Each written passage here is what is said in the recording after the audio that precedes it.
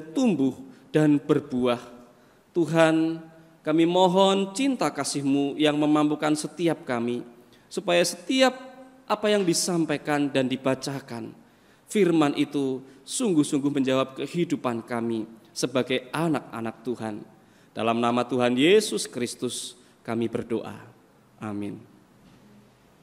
Bapak Ibu yang dikasihi Tuhan, pada kesempatan minggu ini saya diberikan tema yaitu iman yang nyata dalam perbuatan. Dan beberapa waktu ini kita banyak membaca di bagian kitab Yakobus. Dan mari kita buka Yakobus pasal yang kedua sebagai dasar perenungan kita. Yakobus pasalnya yang kedua, kita membaca ayat yang ke-14 sampai dengan yang ke-26. Yakobus pasal yang kedua ayat 14 sampai dengan yang ke-26. Mari kita membaca secara bertanggapan. Saya akan membaca ayat yang genap, Bapak Ibu menyambut dengan ayat yang ganjil. Iman tanpa perbuatan pada hakikatnya adalah mati. Apakah gunanya, saudara-saudaraku, jika seorang mengatakan bahwa ia mempunyai iman, padahal ia tidak mempunyai perbuatan? Dapatkah iman itu menyelamatkan dia?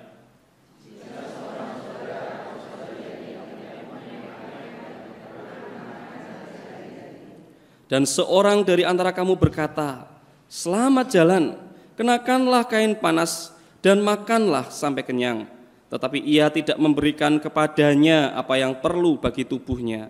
Apakah gunanya itu?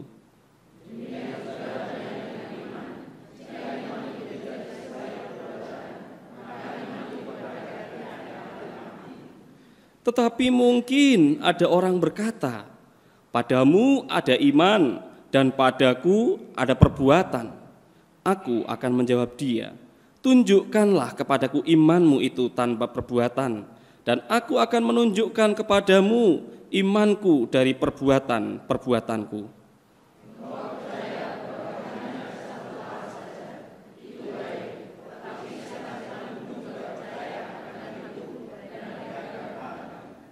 Hai manusia yang bebal, maukah engkau mengakui sekarang bahwa iman tanpa perbuatan adalah iman yang kosong?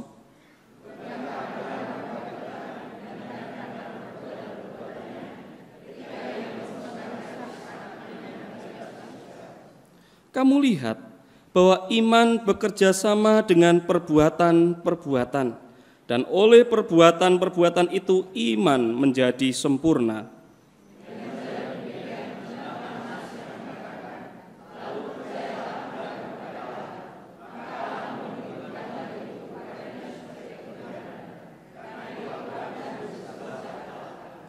Jadi kamu lihat bahwa manusia dibenarkan karena perbuatan-perbuatannya dan bukan hanya karena iman.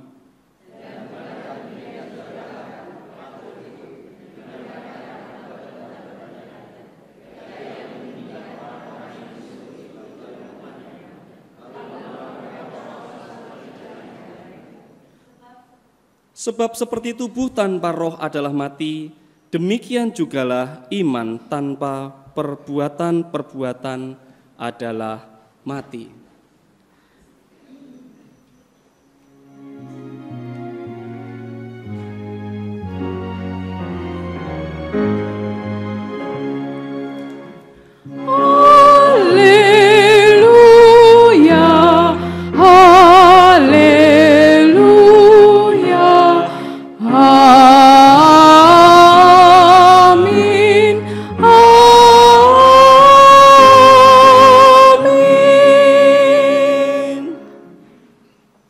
Iman yang tanpa perbuatan.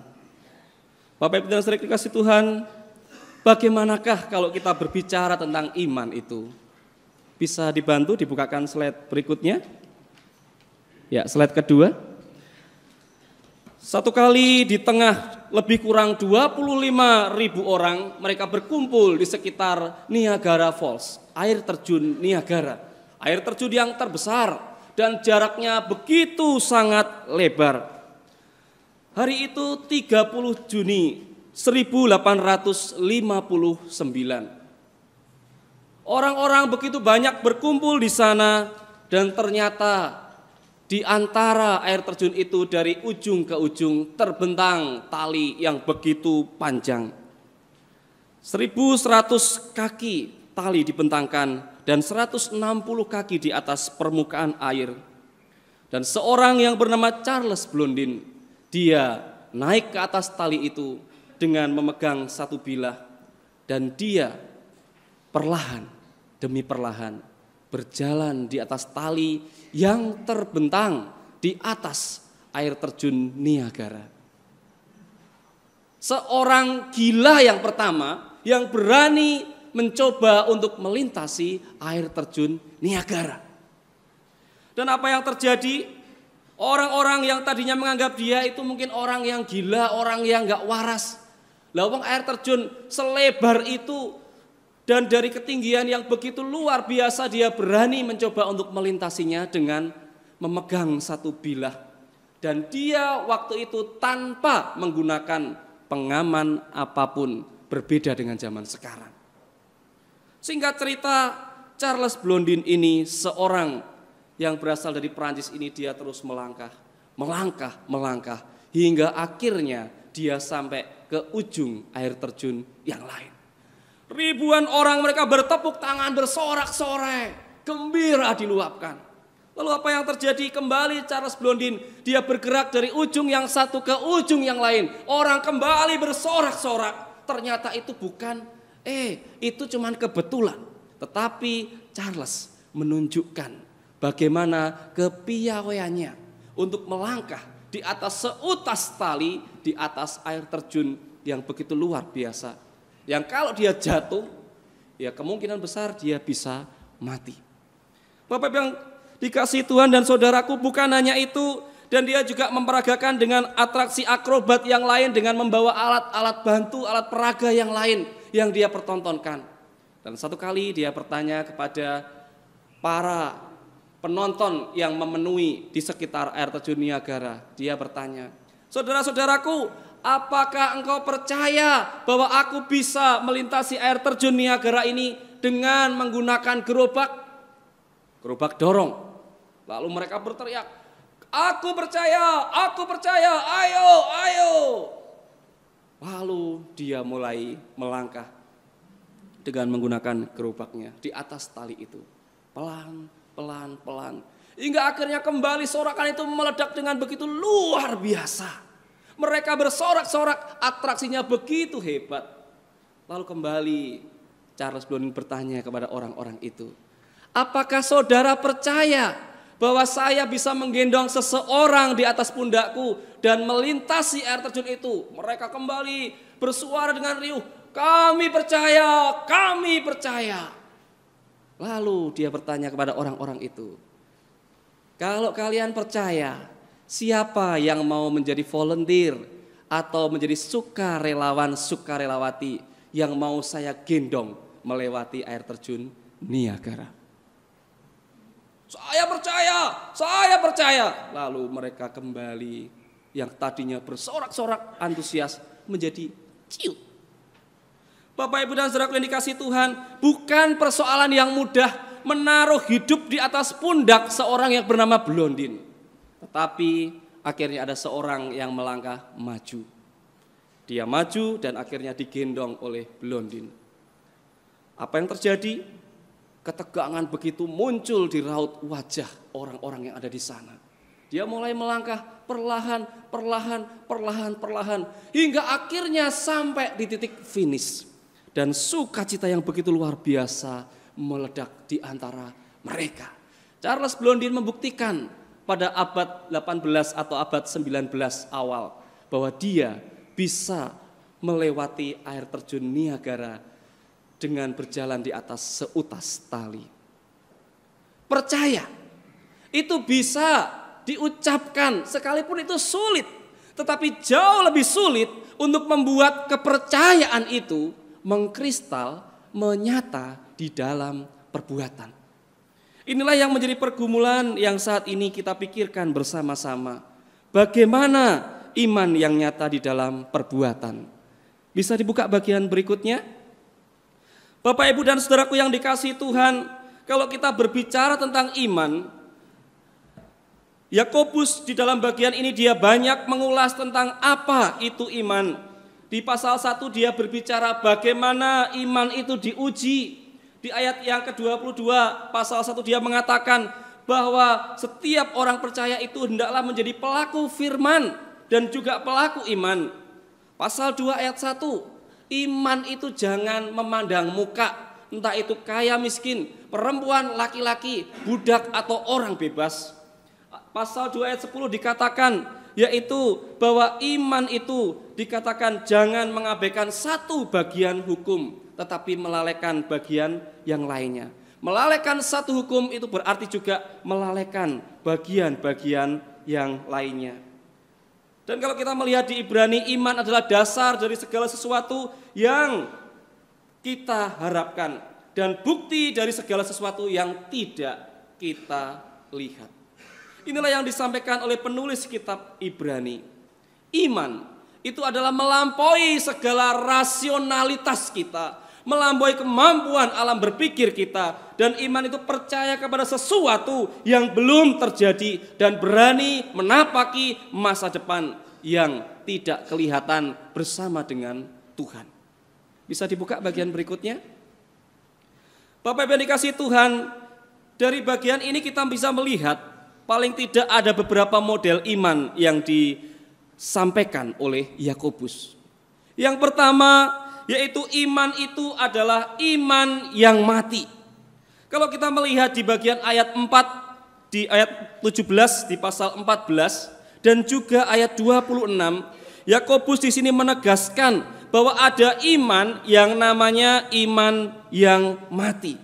Apa artinya iman yang mati itu? Iman seseorang yang mengaku dia percaya, seseorang yang mengaku saya sungguh-sungguh menaruh harap, tetapi apa yang terjadi, iman itu tanpa tindakan. Imannya iman di pikiran tetapi bukan iman tindakan.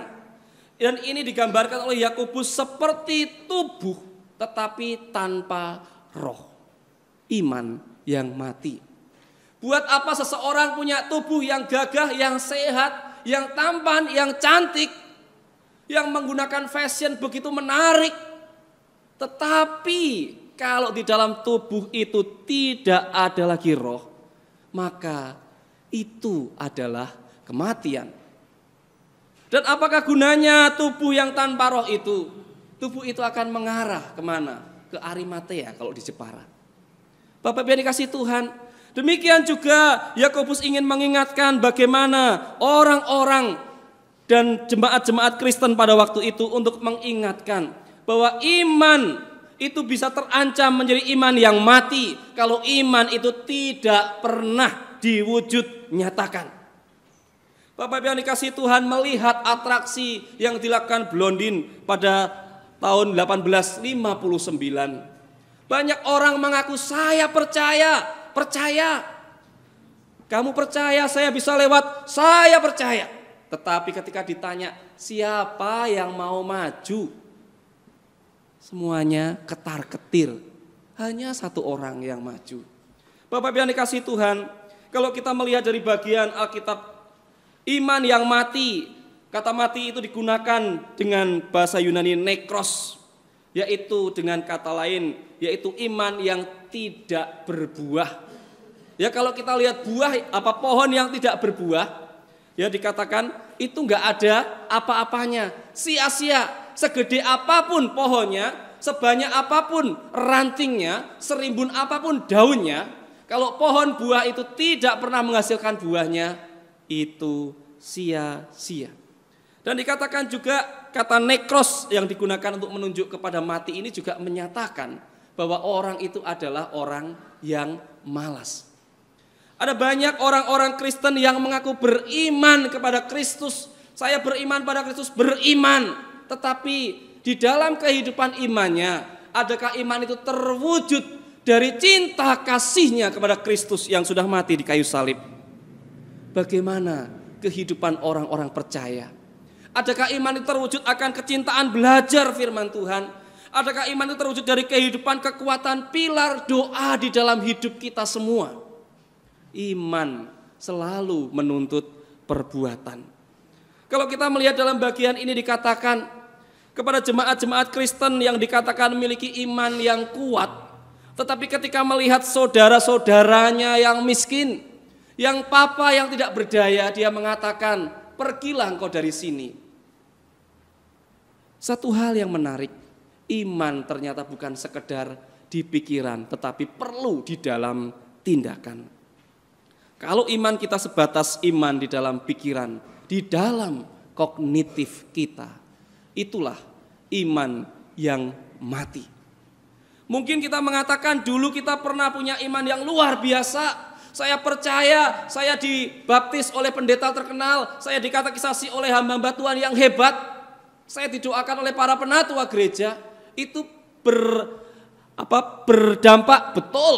Tetapi dampak itu bukan menjadi dampak yang hidup.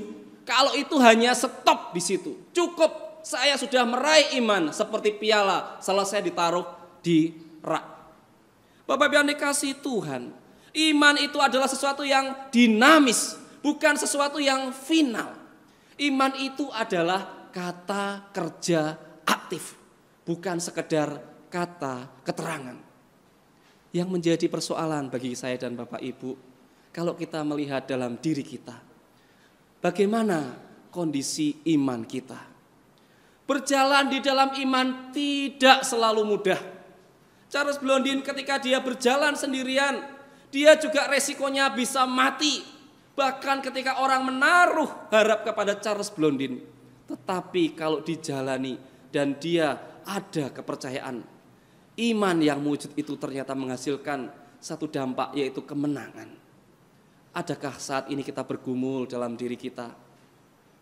Mungkin kita mengaku iman kita sudah sekian lama mengikut Tuhan 80 tahunan di tempat ini. Atau mungkin saat ini kita bergumul dengan iman kita. Tetapi apapun yang kita alami, mari kita kembali bangkitkan iman kita. Karena iman itulah dasar yang tidak kelihatan, tetapi itu menjadi bukti yang nyata bahwa kita punya harap kepada kekuatan yang luar biasa. Dan iman itu biarlah iman yang mewujud.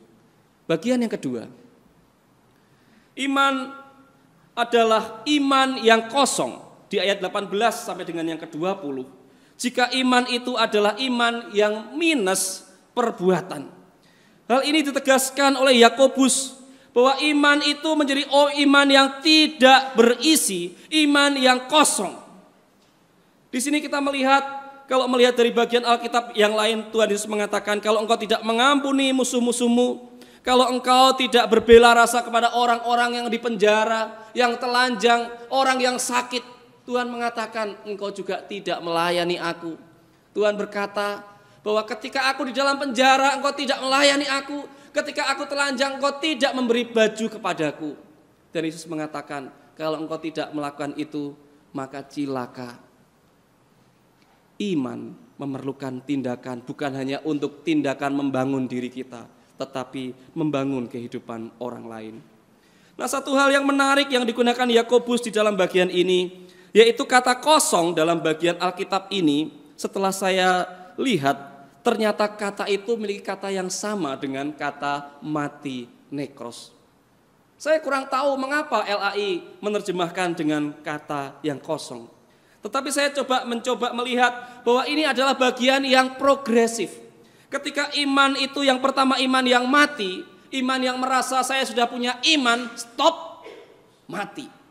Tetapi iman yang ini saya juga mau mencoba mengangkat bahwa iman juga bukan sekedar terancam mati.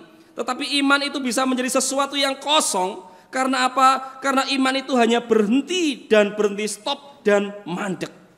Karena apa?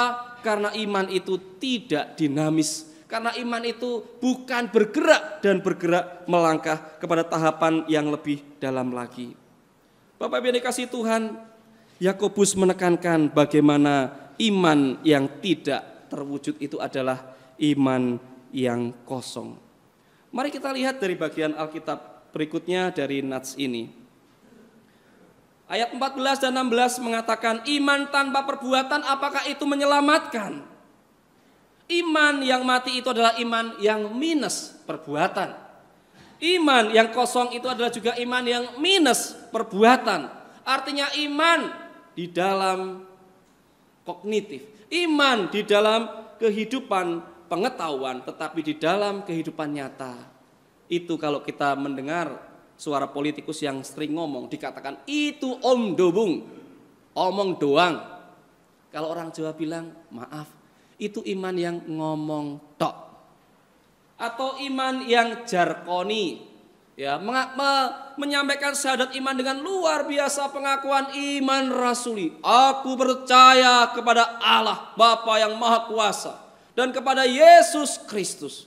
Tetapi di mana wujud nyata iman itu? Iman hanya sekedar pengakuan atau iman yang dikatakan sekedar asbun, asal bunyi tapi tidak ada kenyataannya. Sesungguhnya Yesus mengatakan, sesungguhnya segala sesuatu yang kamu lakukan untuk salah satu dari seorang saudaraku yang paling hina ini, kamu telah melakukannya untuk aku. Satu pemikiran yang sungguh luar biasa. Ternyata iman itu adalah iman yang memerlukan ruang untuk dia bisa hidup di dalam perbuatan. Bisa dibuka bagian berikutnya. Iman di tengah bencana. Satu kali terjadi bencana banjir, dan banjir itu terus naik dan naik. Ketika banjir itu sudah mulai naik ke lutut, maka seorang Kristen dia berdoa pada Tuhan. Tuhan Yesus, tolonglah supaya saya dilepaskan, dibebaskan dari banjir ini. Selamatkanlah saya ya Tuhan. Tiba-tiba apa yang terjadi? Tim SAR lewat ke sana. Tim SAR mengatakan, ayo kita semangungsi, ayo kita dievakuasi. Banjir ini akan bertambah. Tetapi apa yang terjadi? Seorang anggota gereja ini, tidak, saya beriman Tuhan akan menolong saya. Tim SAR lewat. Air mulai naik, dan ternyata betul air itu bertambah, mulai sedada. Apa yang terjadi ketika banyak orang sudah dievakuasi? Ada tim berikutnya yang datang. Ya, ada yang tim itu naik getek, ya, perahu yang disusun dari kayu-kayu bambu diikat ya, getek. Diajak, ayo Pak, sekarang banjir sudah makin tinggi, ayo ikut kami supaya engkau selamat. Dia mengatakan, aku hanya beriman kepada Tuhan. Tuhan Yesus akan menyelamatkan aku. Lewat. Dia akhirnya melihat banjir semakin tinggi. Dia naik ke atap genting rumahnya. Dan semakin tinggi air itu sudah sampai di genting. Dan dia berdoa pada Tuhan, Tuhan tolong aku. Ada tim penolong yang bawa speedboat lewat di sana. Dikatakan, ayo Pak cepat naik, sebentar lagi rumahmu akan tenggelam. Tetapi orang ini mengatakan, tidak, aku hanya beriman kepada Tuhan Yesus. Apa yang terjadi? Ternyata air itu bertambah, dan orang ini akhirnya menggunakan gaya dada, dan matilah dia. Bapak Ibu yang dikasihi Tuhan, singkat cerita ketika dia bertemu dengan Tuhan, dia protes. Tuhan, aku setia melayani Engkau, aku berdoa, aku rajin membaca firman Tuhan, aku rajin melayani dan kunjungan kemana-mana. Tetapi kenapa ketika aku percaya dan beriman hanya kepadamu, Engkau tidak menyelamatkan aku dan tidak menjawab doaku? Tuhan berkata dalam cerita fantasi dan khayalan ini, anakku, ketika engkau berdoa, aku tidak lagi menjawab doa itu. Karena apa? Karena sesungguhnya aku sudah kirimkan 3 tim untuk menolong engkau. Tetapi engkau tidak mau mengikuti mereka. Bapak Ibu yang dikasihi Tuhan, seringkali kita berpikir bahwa iman itu adalah sesuatu yang suprarasional. Dan hal yang masih rasio itu juga dikatakan non-iman. Iman memang bisa melampaui kemampuan rasio kita. Tetapi iman itu juga iman yang bekerja di dalam tindakan nyata yang juga rasional. Iman yang rasional tetapi juga iman yang supra-rasional, melampaui pikiran kita. Bapak Ibu yang dikasihi Tuhan, iman kalau tanpa disertai perbuatan, dia menjadi iman yang stop. Bagaimana kita melihat ketika Tuhan Yesus melayani, ketika ada orang lumpuh, apa yang dikatakan Tuhan Yesus? Orang lumpuh, engkau akan langsung bisa berdiri dan berjalan. Kalau orang lumpuh itu tidak mau berdiri dan berjalan, tidak mungkin mujizat Tuhan terjadi. Tuhan berkata, angkatlah tilammu dan berjalanlah. Dan apa yang terjadi, orang-orang yang dilayani oleh Yesus, dia mengangkat tilamnya dan berjalan. Iman perlu berani mengangkat tilam. Sekalipun dikatakan divonis kita ini lumpuh, tapi berani mengangkat tempat tidur. Iman juga berani mengatakan ketika divonis sakit kusta, Tuhan mengatakan pergilah kepada imam-imam. Tuhan tidak mengatakan, wes kamu sembuh tiba-tiba celing. Tuhan berkarya luar biasa.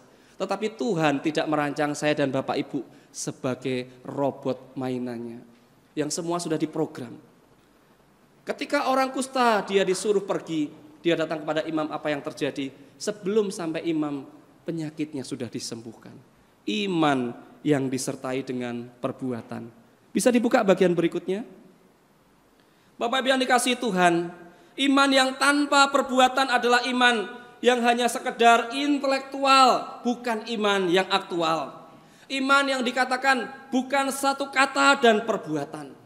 Bagaimana kita juga bisa melihat karya kasih agung dari Tuhan Yesus. Ketika Yesus mengatakan bahwa aku mengasihi engkau, Tuhan juga bukan hanya berujar, bukan hanya ngomong tok. Allah mengatakan aku mengasihi engkau. Engkau umat kesayanganku. Tetapi apa yang dilakukan oleh Allah di dalam diri Kristus? Allah mewujudkan perkataannya itu dengan pengorbanannya di atas kayu salib. Iman dan perbuatan itu yang dilakukan. Seorang yang bernama Francis Beaumont, dia mengatakan, yaitu iman tanpa pekerjaan adalah seperti burung yang tanpa sayap. Meskipun dia melompat-lompat di bumi, ya dia tidak akan pernah bisa terbang menuju ke langit. Tuhan memperlengkapi kita. Tapi kalau kelengkapan iman itu tidak kita lakukan, maka kita seperti burung yang tidak punya sayap. Bentuknya burung, tetapi gayanya gaya ayam. Next, bisa dibuka bagian berikutnya. Lalu bagaimanakah iman yang ketiga? Iman yang ketiga adalah iman yang sempurna. Kalau kita lihat ayat 21-26, hal ini mengatakan, iman bukan sekedar pengetahuan, iman bukan sekedar pengakuan, tetapi iman tidak bisa dilepaskan dari perbuatan. Dan Yakobus menegaskan iman yang ditambahi atau dibuktikan dengan perbuatan, ini adalah menjadi iman yang sempurna. Dan inilah iman yang semestinya saya dan Bapak Ibu hidupi di tempat ini. Ayo kalau kita beriman kepada Tuhan sama-sama, kita saling mengingatkan, iman itu dibangun, ayo kita bersekutu. Ayo kita berbagi satu dengan yang lain seperti semangat Kristus. Karena Tuhan katakan kalau kita tidak punya kepekaan untuk berbagi, Tuhan katakan percuma itu.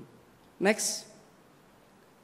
Kalau kita melihat bagaimana iman yang sempurna itu yang nyata di dalam ergon, dalam bahasa Yunaninya, atau di dalam pekerjaan kita hari lepas hari. Kalau iman kita disertai perbuatan yang nyata, itulah iman yang perfect, yang teleo, iman yang sempurna. Bisa dibuka bagian berikutnya, iman dan perbuatan. Kalau orang mengaku saya percaya kepada Yesus, Yakobus menjelaskan setan pun juga percaya kepada Yesus, dia punya iman. Setan mengatakan di ayat yang ke-19 bahwa Yesus itu adalah Allah yang satu. Dan dia juga mengatakan di Markus pasal 3, 11-12, Yesus itu anak Allah. Bukan hanya itu, di Markus juga mengatakan dia itu adalah hakim. Tetapi ingat, iblis, setan itu mengaku Yesus Allah, Yesus Tuhan. Tetapi dia tidak pernah mau melakukan pertobatan dan tidak pernah mau menyembah Tuhan. Kalau saya mengaku saya beriman, setan mengaku saya juga beriman. Tetapi bedanya apa? Anak-anak Tuhan melakukan seperti Tuhan, setan tidak melakukannya. Yesus mengatakan di Matius 7 ayat 21, bukan setiap orang yang berseru kepadaku Tuhan, Tuhan akan masuk ke dalam kerajaan surga, melainkan dia yang melakukan kehendak Bapakku yang di surga. Next. Bapak Ibu dikasihi Tuhan, iman seperti sekeping mata uang dengan perbuatan. Keduanya tidak bisa dilepaskan satu dengan yang lainnya. Oleh perbuatan iman itu akan menjadi sempurna. Dan inilah yang ditegaskan oleh Yakobus untuk mengakhiri bagian yang dia sampaikan di pasal yang kedua ini, yaitu bahwa dikatakan Abraham, dia dikatakan bapa orang beriman dan sahabat Allah, ketika dia berani mempersembahkan anaknya Ishak itu untuk dipersembahkan kepada Allah dan dipotong seperti hewan. Dan ketika dia akan melakukan itu, Allah melihat imannya dan melakukan imanmu sempurna. Pelacur Rahab, dia juga beriman dan dia juga menolong bagaimana pengintai-pengintai Israel yang waktu itu masuk ke wilayah negaranya. Dia tahu ada Allah yang hebat di Israel dan dia bukan orang Israel, tetapi dia melakukannya. Abraham seorang pria yang kaya dan terhormat. Pelacur Rahab seorang perempuan yang miskin dan tidak terhormat dan bukan orang Israel. Tetapi intinya, siapapun saya dan saudara, kalau kita beriman kepada Tuhan dan melakukan, iman kita akan sempurna. Selamat menjalani iman dan membuahkan iman itu menjadi sempurna. Tuhan Yesus memberkati kita semua. Amin.